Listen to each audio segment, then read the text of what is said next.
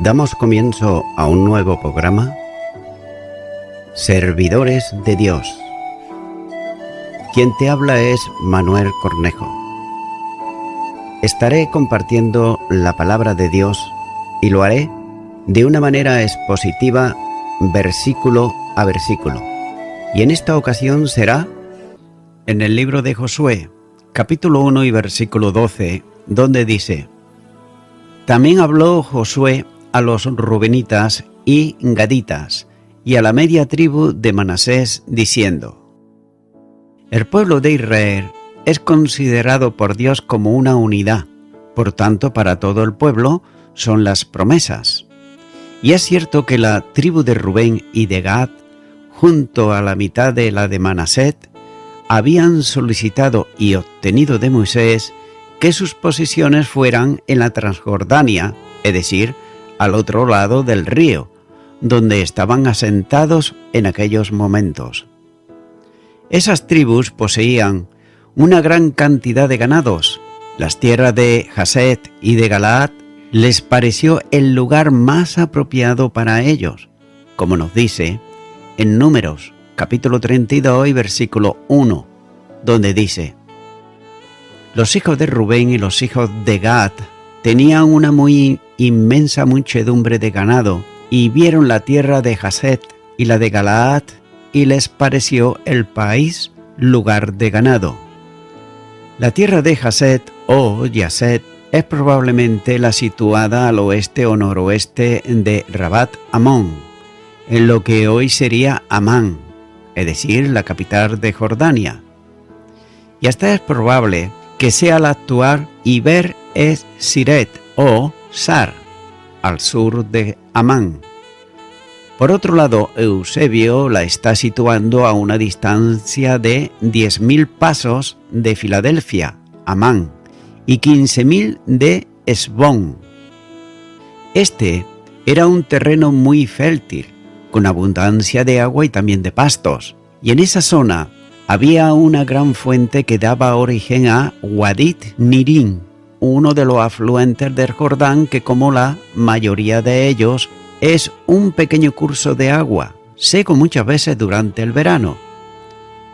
En tiempo de Moisés habían sido conquistadas las aldeas y expulsado además a los pobladores amorreos que vivían allí.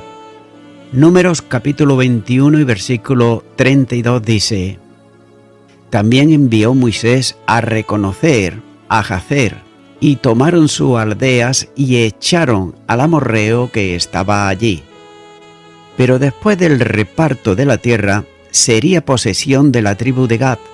Josué capítulo 13 y versículo 25 dice: El territorio de ellos fue Jaseb y todas las ciudades de Galaad y la mitad de la tierra de los hijos de Amón, hasta Aroer, que está enfrente de Rabá. La tierra de Galaad estaba situada tanto al norte como al sur del río de Jabot o Yabot. En la actualidad sería Wadit Shrer. Después de su nacimiento, la corriente sigue en dirección noroeste para formar un arco bastante intenso, ya que en la segunda corriente perenne que confluye con el Jordán, y aunque en línea recta solo está a unos 30 kilómetros. La orientación de la corriente hace que su trayectoria discurra por unos 100 kilómetros. Este río desagua un sector del altiplano oriental, naciendo cerca de Amón, actualmente Amán, en un manantial muy abundante al fondo de una quebrada que da a la ciudad al nombre de Ciudad de las Aguas, como así dice el segundo libro de Samuel, capítulo 12 y versículo 27. Y un segundo manantial incrementa el caudal del río, ya que discurre por la base de una zona montañosa. Es bastante fácil bardear el río debido a su poca profundidad y también al discurrir tranquilo de sus aguas, salvo en algunos lugares donde el cauce pasa por zonas rocosas que producen rápidos y algunas veces hasta peligrosos. Este río se nombra por vez primera en la Escritura con motivo del viaje de Jacob para encontrarse con su hermano Esaú, como dice en Génesis capítulo 32 versículo 22, y se levantó aquella noche y tomó sus 2 mujeres y sus 2 siervas y sus 11 hijos y pasó el vado de Jabot. El río servía de frontera entre el territorio de Og, rey amorreo de Basán, y Sehón, rey de Moab, cuya capital era Hesbón.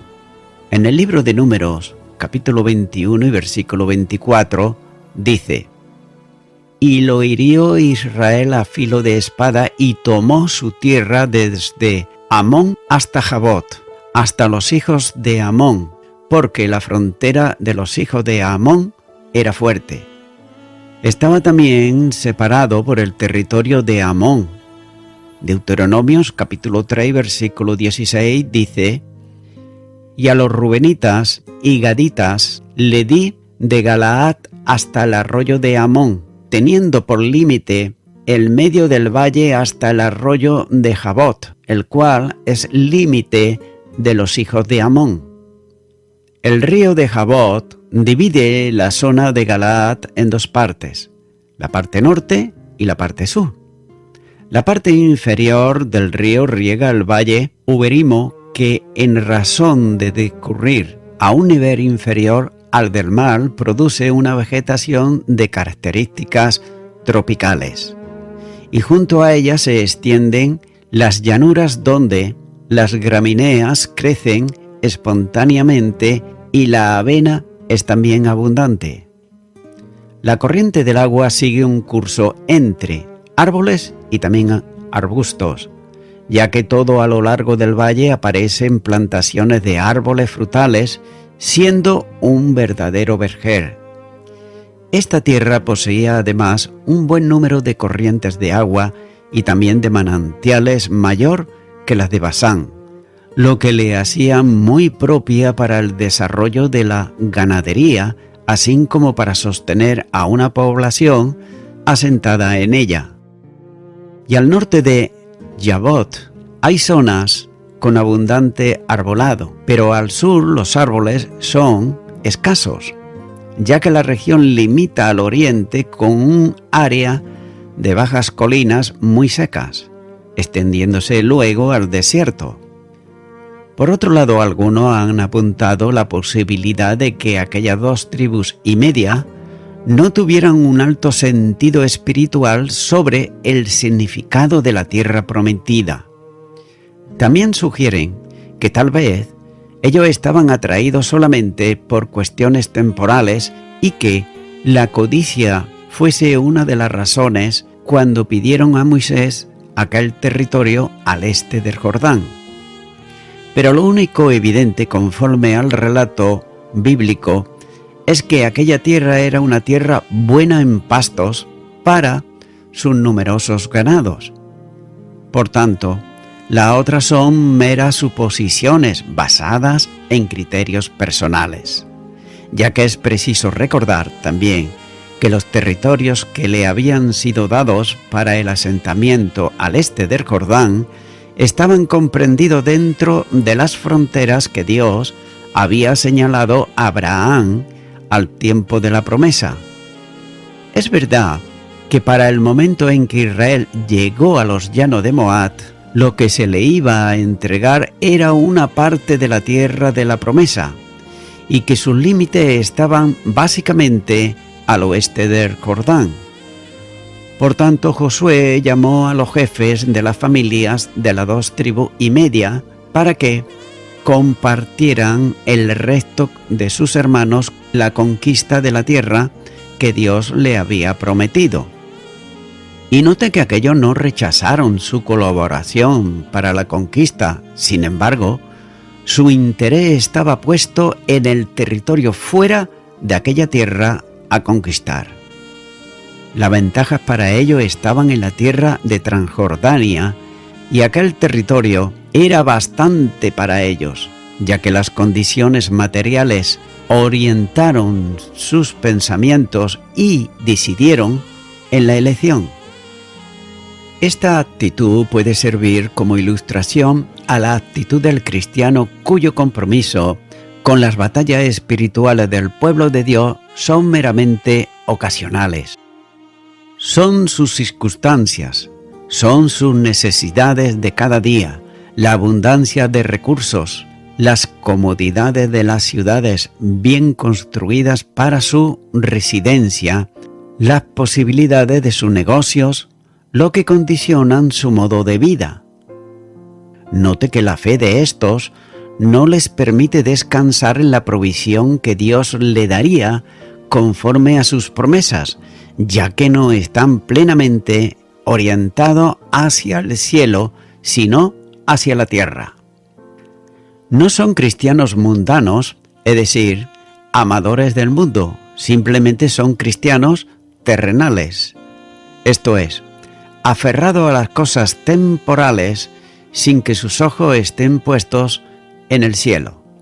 Colosenses, capítulo 1 y los versículos 1 al 3 dice: Si pues habéis resucitado con Cristo, buscad las cosas de arriba donde está Cristo sentado a la diestra de Dios.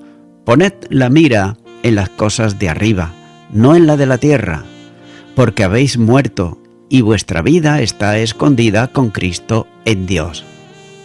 Es por eso que ellos no estaban dispuestos a buscar antes de cualquier otra cosa el reino de Dios y su justicia, confiando que las cosas necesarias les serían dadas conforme a las promesas de Dios. Mateo, capítulo 6, versículo 33 dice: Mas buscad primeramente el reino de Dios y su justicia, y todas estas cosas os serán añadidas. Es necesario, sin embargo, hacer una diferenciación entre los rebeldes mundanos del pueblo de Israel y estas 2 tribus y media, como se aprecia a la luz del relato bíblico, ya que los primeros rehusaron en un determinado momento subir a conquistar la tierra que Dios les daba, deseando y procurando abandonar el proyecto divino y regresar de nuevo a Egipto, como así nos dice Números capítulo 14 a partir del versículo 4. En cambio, las 2 tribus y media estaban dispuestas a subir a la conquista de Canaán, pero sin embargo su interés era el asentamiento que les proporcionaba la otra tierra. Existe la tendencia a rebajar la vocación celestial o experiencias meramente terrenales, ya que es la experiencia de vida que reconoce a Cristo como Salvador y como quien provee para las cosas de la vida cotidiana, pero lo desconoce en el plano de la comunión íntima, personal y continua que conduce a los pastos delicados y a las aguas de reposo, lejos de las cosas de este mundo, como así señala el Salmo 23. Continúa ahora con el versículo 13, donde dice: Acordaos de la palabra que Moisés, siervo de Jehová, os mandó diciendo: Jehová vuestro Dios os ha dado reposo y os ha dado esta tierra. La heredad que Moisés le otorgó al este del Jordán y que comprendía las tierras descritas, llevaba aparejado el compromiso de colaboración con la conquista de Canaán hasta el asentamiento de todo el pueblo en aquella tierra, como las 2 tribus y media habían expresado delante de Moisés. Números, capítulo 32 y los versículos 16 al 19 dice: Entonces ellos vieron a Moisés y dijeron: Edificaremos aquí majadas para nuestro ganado y ciudades para nuestros niños, y nosotros nos armaremos e iremos con diligencia delante de los hijos de Israel, hasta que los metamos en su lugar, y nuestros niños quedarán en ciudades fortificadas a causa de los moradores del país. No volveremos a nuestras casas hasta que los hijos de Israel posean cada uno su heredad, porque no tomaremos heredad con ellos al otro lado del Jordán, ni adelante, por cuanto tendremos ya nuestra heredad a este otro lado del Jordán, al oriente. Aquellos quedaron entonces ligados con un pacto cuyo quebrantamiento le ocasionaba el juicio de Dios. Números capítulo 32, versículo 23 dice: «Mas si así no lo hacéis, he aquí habéis pecado ante Jehová, y sabed que vuestro pecado os alcanzará». Sus promesas ante Moisés se convertían en un mandamiento para ellos, llegado el momento oportuno. El tiempo había llegado para ello y Josué les recuerda sus promesas junto con el mandamiento que tenían que obedecer, ya que el compromiso suponía acudir junto con el resto del pueblo a la conquista de la tierra que Dios le entregaba. Sin embargo, las dificultades quedaban aminoradas por lo que ya poseían en contraste con el resto del pueblo. Sus hermanos aún no tenían tierra, pero ellos ya la poseían a este lado del Jordán.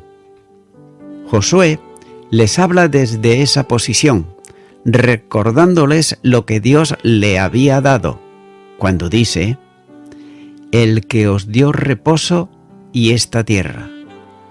Mientras que sus hermanos no tenían aún reposo, debían subir, combatir a los enemigos, expulsarlos, posesionarse de la tierra, construir y reparar sus ciudades y asentarse en el territorio.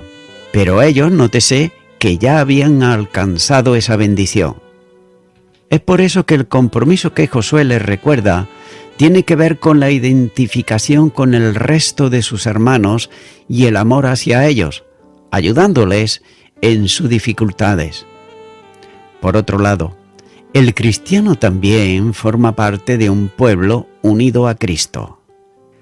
Cada uno de sus hermanos son parte de este cuerpo, cuya cabeza es el Señor.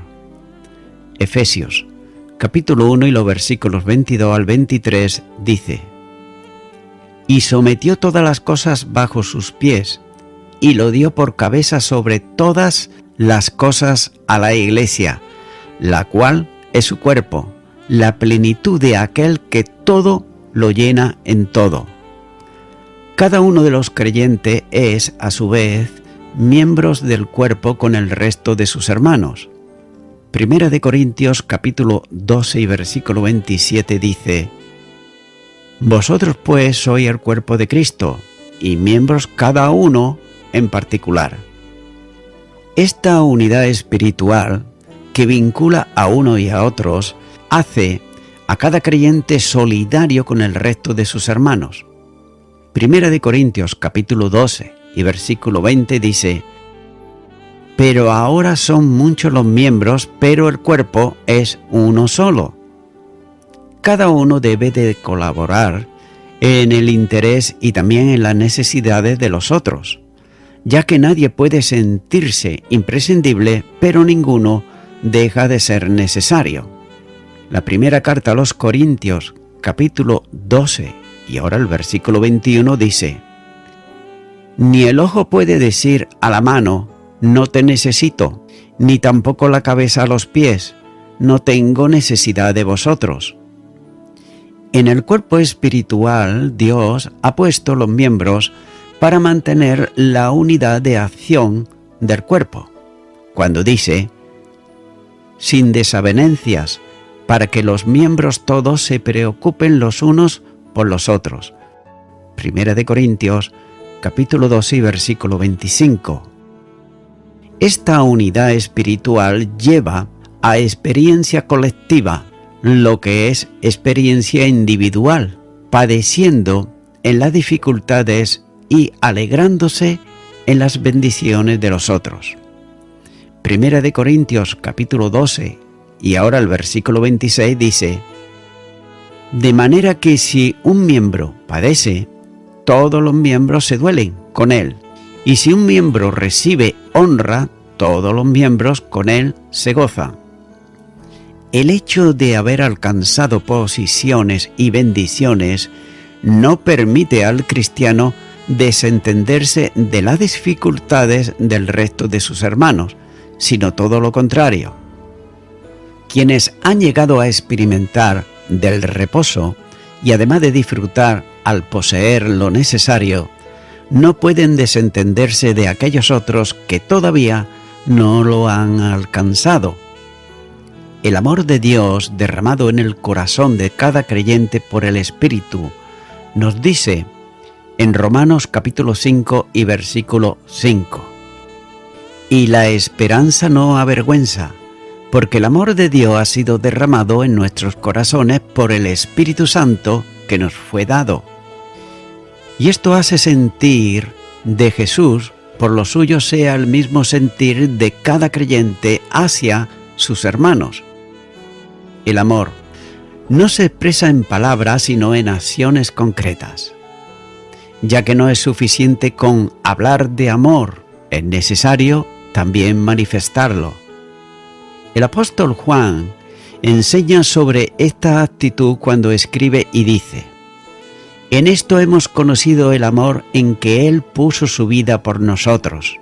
También nosotros debemos poner nuestra vida por los hermanos. Primera de Juan, capítulo 3 y versículo 16. Y aún sigue añadiendo cuando dice: hijitos míos, no amemos de palabras ni de lengua, sino de hecho y en verdad. Primera de Juan, capítulo 3 y versículo 18.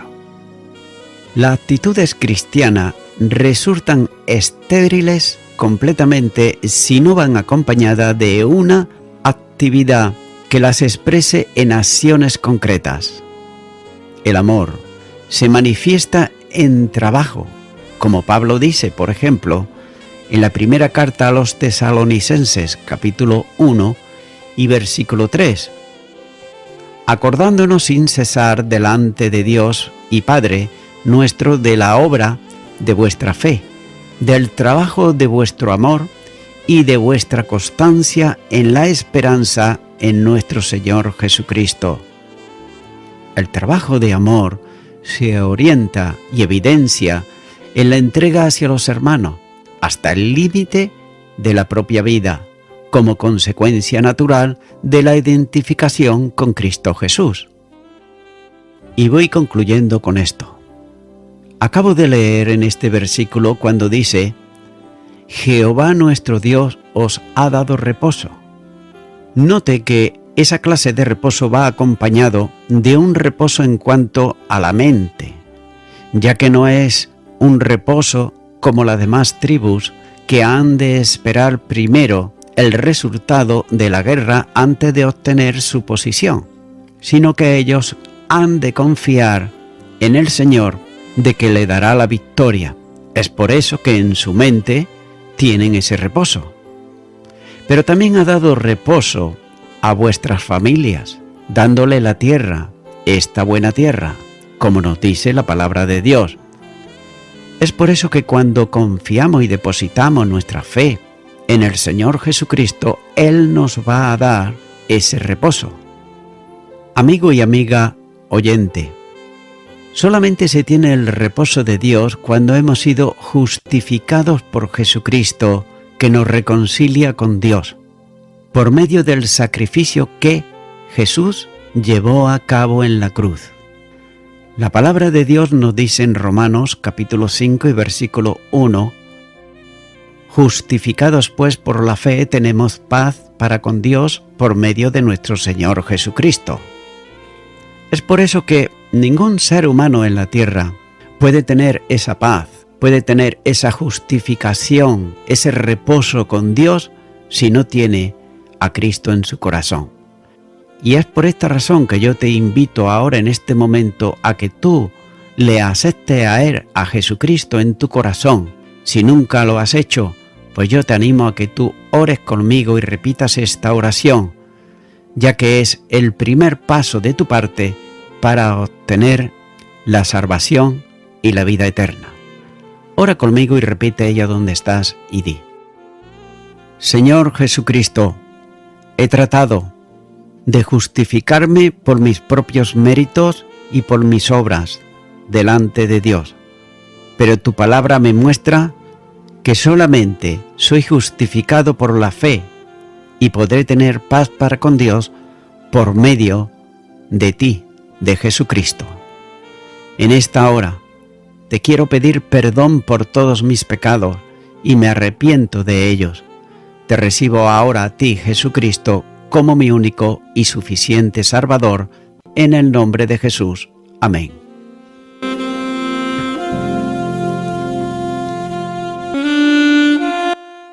Amigo y amiga oyente, si tú has hecho esta oración de corazón, te recomiendo que comiences a orar a Dios, en primer lugar, en el nombre del Señor Jesucristo. Orar a Dios no es rezar, sino que es hablar con una persona. También te recomiendo que leas la palabra de Dios y lo hagas a diario. Comienza, por ejemplo, con el Nuevo Testamento. Y también, por último, te recomiendo que para que puedas crecer espiritualmente, te congregues en una iglesia cristiano-evangélica, donde se predique, se enseñe y se practique la sana doctrina y la palabra de Dios. Congrégate ahí y con el tiempo podrás crecer espiritualmente y también servir al Señor Jesucristo. Que Dios te bendiga. Y a toda la audiencia, nuevamente ya me estoy despidiendo de todos ustedes y será hasta el próximo programa. Que Dios os bendiga a todos.